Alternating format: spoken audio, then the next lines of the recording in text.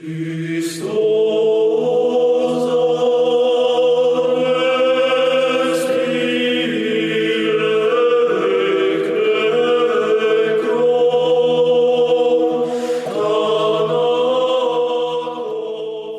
I'm Peter Adamson, and you're listening to the History of Philosophy podcast, brought to you with the support of the Philosophy Department at King's College London and the LMU in Munich. Online at historyofphilosophy.net. Today's episode, Georgia on My Mind, Petritsi and the Proclus Revival. Those who reject philosophy are doomed to engage in it.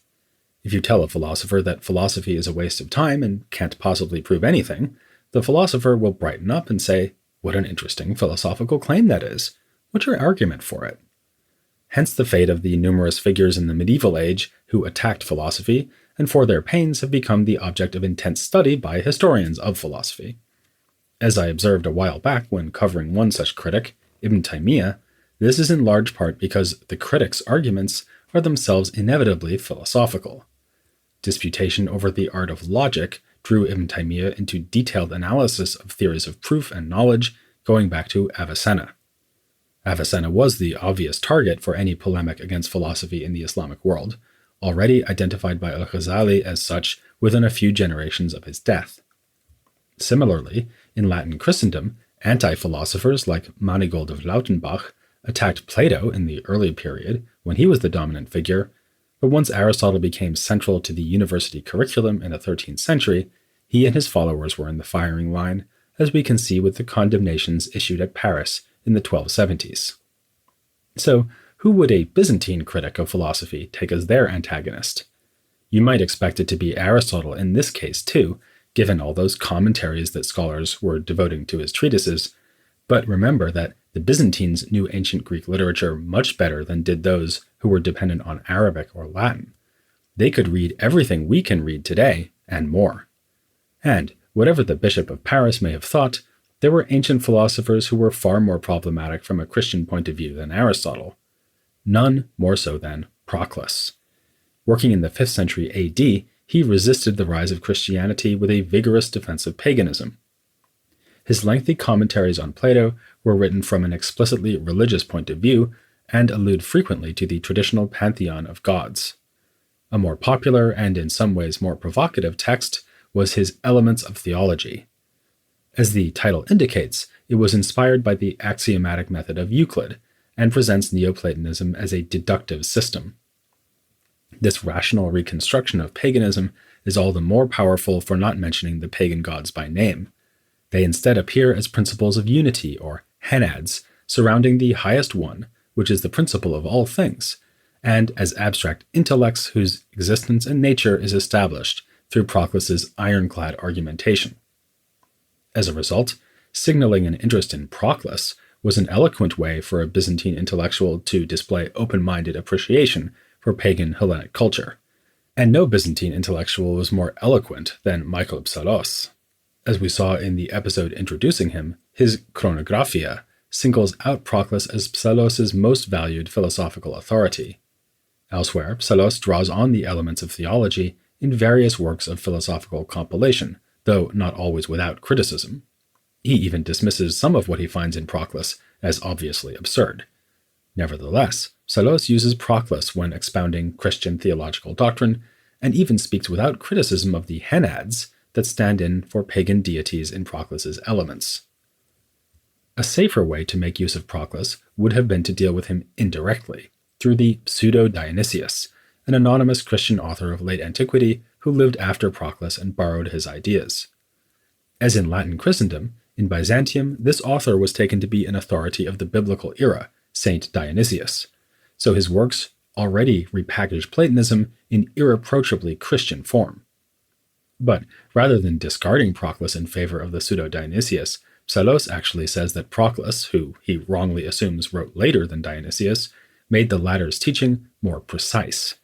This is in sharp contrast to what we find in the Latin West with Thomas Aquinas. His commentary on a version of Proclus's Elements called the Book of Causes misses no chance to show how Dionysius's teaching is superior to that of Proclus, representative of the pagan Platonists. How typical was Psellos's affection for Proclus? It's hard to say. Psellos' student, Italos, and Italos' student, Eustratius, both make use of his ideas, and an author named Isaac Sebastocrator revised treatises by Proclus to make them more Christian. But the best evidence for a Proclus renaissance comes in authors who complain about his popularity. These include George Tourniquet, whose encomium of Anakomnene makes a point of saying that, unlike some, she much preferred Dionysius to Proclus. And then there was Nicholas of Methone. Writing around the middle of the 12th century, Nicholas was the author of several theological works and a lengthy blow-by-blow refutation of Proclus's elements. In a prologue to this frontal assault on the ultimate systematic presentation of paganism, Nicholas suggests that he is motivated by Proclus's popularity among his own contemporaries. But it's conceivable that he's really thinking of Proclus's enthusiastic reception back in the 11th century in their works of Psellos and Italos. The same goes for Tourniquet's remarks about Anna's resistance to Proclus's siren song. Rather than Christianizing Proclus, as the pseudo-Dionysius and Isaac Sebastocrator had done, Nicholas of Methone correctly sees the elements as a philosophical rationale for polytheism. He finds something to criticize in nearly every one of its many propositions, which he compares to bricks built into a new Tower of Babel. So, despite the official title of the refutation, which calls it an unfolding of the elements, this is not a commentary in the style of the circle around Anakomnene. Actually, Nicholas does take pains to understand Proclus, and at one point even hypothesizes a correction to the manuscript he's reading, but he only wants to get Proclus right so that he can then show that Proclus is wrong. In place of Proclus's austere first principle, a pure unity that necessarily gives rise to a complex hierarchy of immaterial principles, Nicholas defends a Christian understanding of God as a freely creating cause who directly brings all other things into being. His approach is unmistakably theological. He piously insists that his doctrine is based entirely on the scriptures, since there can be no other source for human knowledge of God. On this basis, he complains of Proclus's temerity in attempting to lift the gaze of his mind beyond even his own intelligible principles to the first principle itself. Yet, Nicholas cannot avoid doing some philosophy. Actually, he doesn't even want to. Like other Byzantine thinkers, he values the title philosopher and thinks that the pagans failed to live up to it.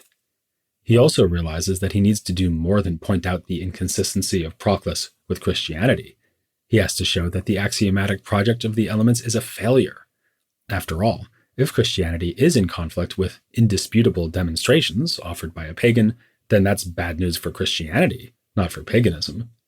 So, Nicholas attempts to defeat Proclus on his own ground, identifying his opponent's logical failings and imprecise terminology. Nicholas's defense of a freely creating Trinitarian God emerges in part from an internal critique of Proclus's philosophical theology. The Neoplatonic One is meant to be an all-powerful source of everything, so why would it need the henads as supplementary causes?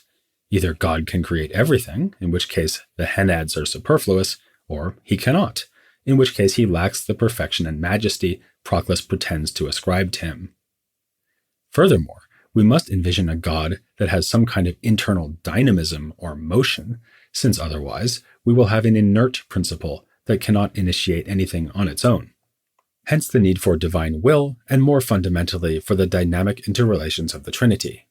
For this idea, Nicholas cites a much-quoted line from the Greek church father Gregory Nazianzus: "From the start, the monad moved toward a dyad until halting at the triad."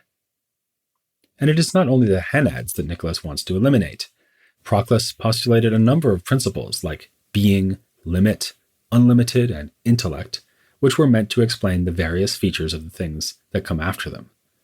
This was a kind of theological, hierarchical reworking of Plato's theory of forms. Nicholas argues that such general features of things are not existent in their own right. Here, he's appealing to what had become the standard view of universals within Aristotelianism, according to which general concepts are just that, concepts in the mind, rather than objectively existing things. When we speak of something that has being in itself, this has nothing to do with a Platonist principle called being, with a capital B, but just means that some created things are substances, as opposed to accidental properties. With scarcely concealed delight, Nicholas also quotes Aristotle, who was himself quoting Homer, in support of monotheism: "The rule of many is not good, let there be one ruler." This elimination strategy is one way that Nicholas chops Proclus's hierarchy down to size. Another is to identify Proclus's various principles with aspects or names of God himself. He is even willing to accept the term Hanad as a way of referring to the divine, so long as we remember that there is only one such deity and that this Hanad, or unity, is also three persons. Likewise, if we do accept a principle called being, that is the source of all being, then this is just to be identified with God himself. The same goes for intellect, life, and so on, just many names for one God. Thus, the various sources of determination of reality that, for Proclus, were spread across numerous levels become concentrated in one creating principle. In light of this, it's ironic, not to say unfair, that Nicholas also charges Proclus with being too confident in his ability to describe God. Nicholas throws in his lot with Dionysius, who he assumes was Proclus's source, for the occasional good ideas that are mixed in with the prideful errors strewn throughout the elements. Following Dionysius, Nicholas believes that God is beyond our mental grasp and beyond our language. But with that qualification, he still allows himself to transfer positive attributes from created things to God. In short, then, Nicholas of Methone saw Proclus as a dangerous figure, one who could lead his fellow Christians into error and could in fact be associated with a number of real heresies. But it's worth emphasizing again that Nicholas was not rejecting philosophy as a whole, or suggesting that philosophy is incompatible with Christian belief. To the contrary, he thinks Proclus fails on his own terms, and Nicholas claims superiority in argument as well as faith. What we have here, then, is a conflict between two thinkers who were both using philosophy to establish the truth of their respective religions. But there was another strategy for dealing with this pagan thinker.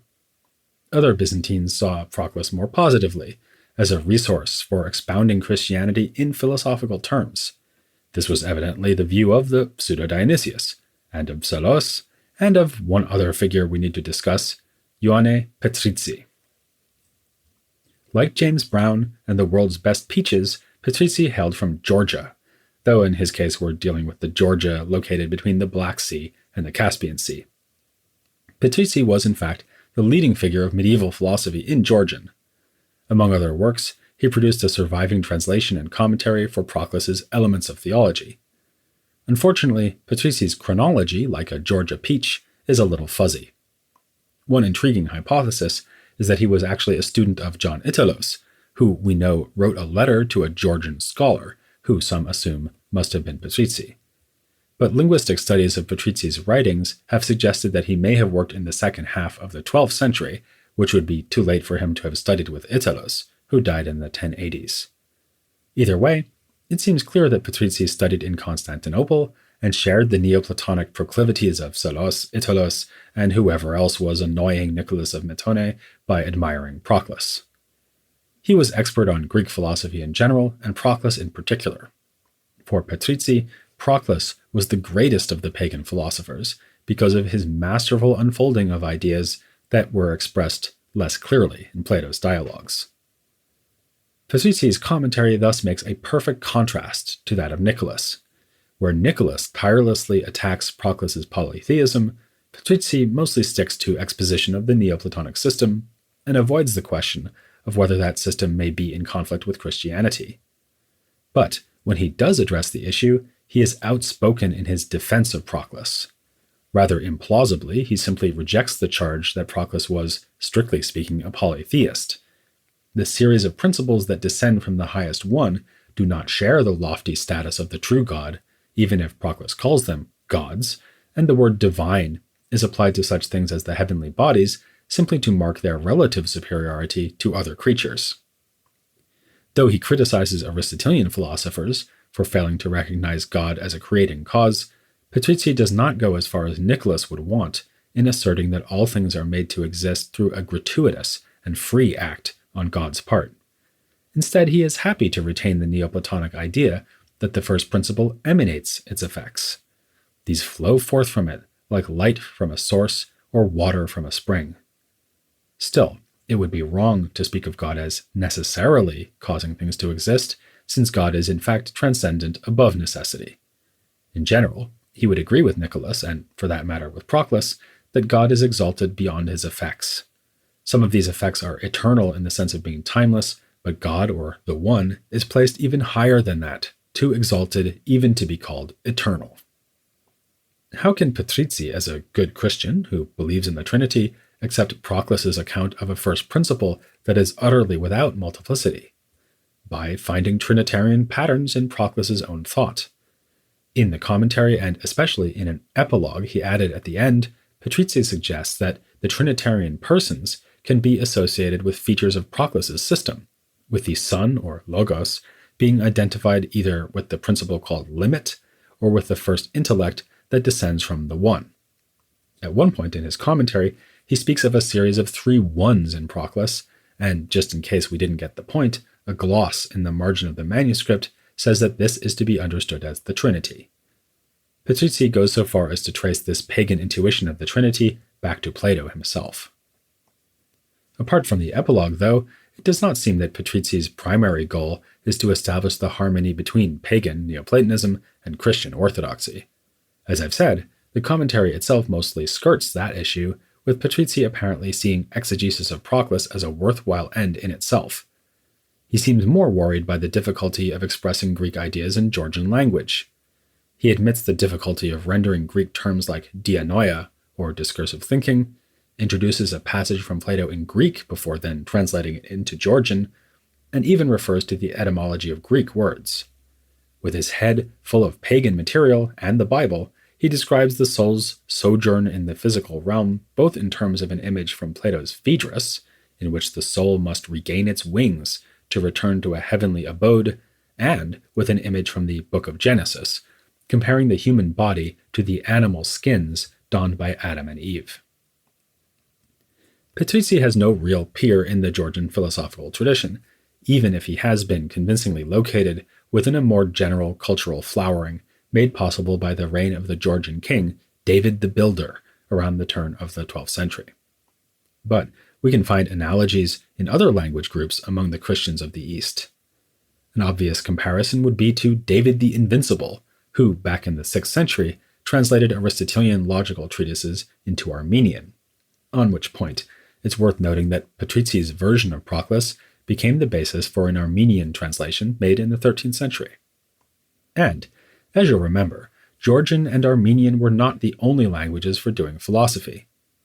Christian philosophers wrote in Arabic and also in Syriac.